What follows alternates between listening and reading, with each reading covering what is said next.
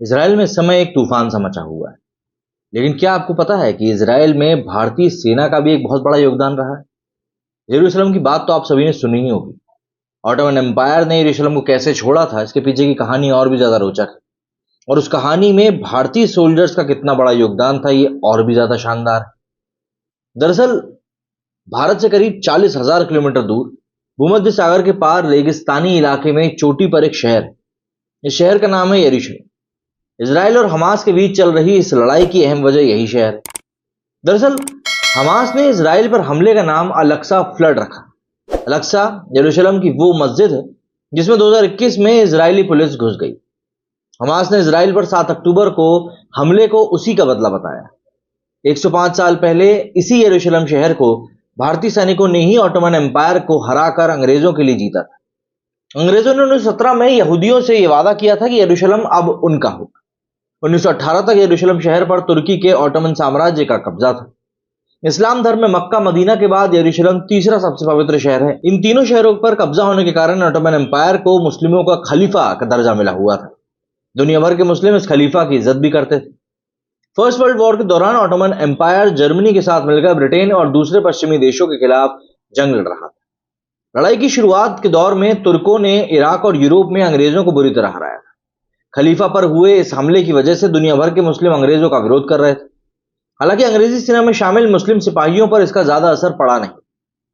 जनवरी 1917 में ब्रिटेन ने गाजा और फिलिस्तीन पर मिस्र की तरफ से हमला किया और उनकी सेना में काफी संख्या में भारतीय भी शामिल थे।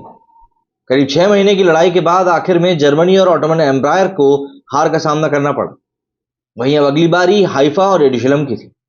अंग्रेजों के लिए ये दोनों जगह जीतना बहुत जरूरी था क्योंकि जंग लड़ रही उनकी सेना के लिए समंदर से होकर सामान ज्यादा था।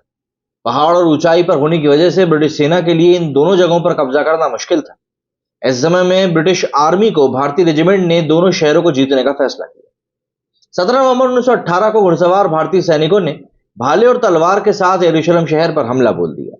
भारतीय रेजिमेंट में शामिल मुस्लिम सिपाहियों को यहाँ की संस्कृति और रहन सहन के बारे में अच्छे से पता था। ऐसे में उनके लिए यहाँ जंग लड़ना बेहद आसान था।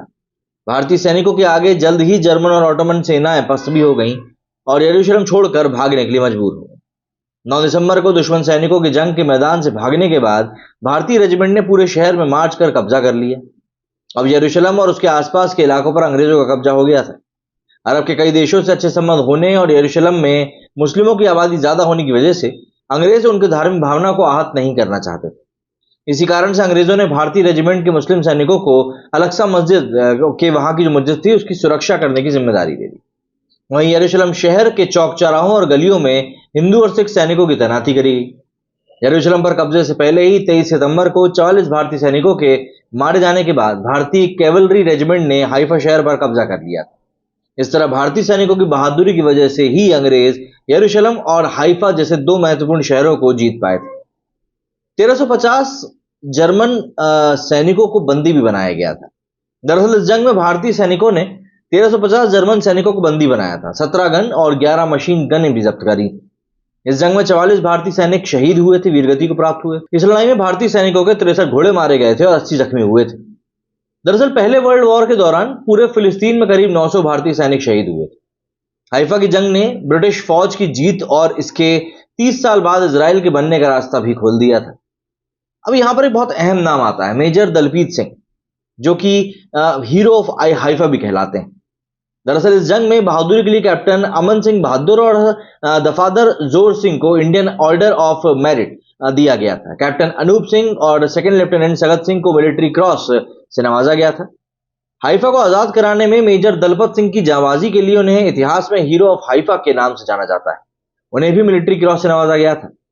वहीं आगा खां को राउंड टेबल कॉन्फ्रेंस में बुलाया गया था। तब उन्होंने मतलब जिन्ना जो थे वो काफी ज्यादा चिढ़ गए थे, क्योंकि 1937 की जब बात आई थी, जब फिलिस्तीन में रहने वाले अरब मुस्लिमों ने अंग्रेजी हुकूमत के खिलाफ बिगुल फूंक दिया था। इसे अंग्रेजों ने बड़ी क्रूरता से दबाया। 2000 फिलिस्तीनियों के घर तबाह कर दिए, 9000 लोगों को पकड़कर यातना शिविरों में डाल दिए। अंग्रेजों के खिलाफ शुरू हुआ यह विद्रोह 1939 तक चला था। विद्रोह को चले जाना न सिर्फ अरब बल्कि दुनिया भर के मुस्लिमों ने भी एक बड़ा कड़ा विरोध जताया था। असर भारत तक हुआ था, जहां मुस्लिम लीग ने इसकी आलोचना करते हुए काफी प्रस्ताव पारित किए। लीग ने अंग्रेजी हुकूमत की उस पॉलिसी का भी बहिष्कार किया जिसका मकसद फिलिस्तीन में यहूदियों के लिए इजराइल देश की स्थापना करना था। भारत में मुस्लिम आबादी काफी थी। अंग्रेज इस मुद्दे पर मुस्लिमों का रवैया नरम करना चाहते थे। नतीजा ये रहा कि इस मुद्दे पर 1939 में हुई फिलिस्तीनी राउंड टेबल कॉन्फ्रेंस के लिए ब्रितानी हुकूमत ने भारत के आगा खां को भी न्योता भेज दिया।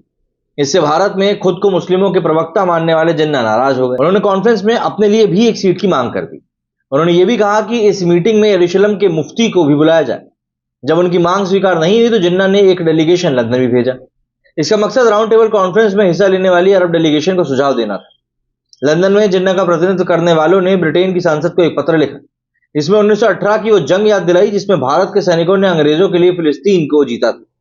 लेटर में लिखा गया था कि ऐसा करने वाले 1/3 सैनिक मुस्लिम थे जो फिर से जर्मनी से लड़ने में उनकी मदद कर सकते। अब देखिए, भारतीय सैनिकों का योगदान तो इतिहास हम जब भी पलट कर देखेंगे तो काफी ज्यादा मिलेंगे, लेकिन इजराइल में इनकी कुछ विशेष ही भूमिका रही है। मेरे स्टूडियो फिलहाल इतना ही। जय हिंद, जय भारत।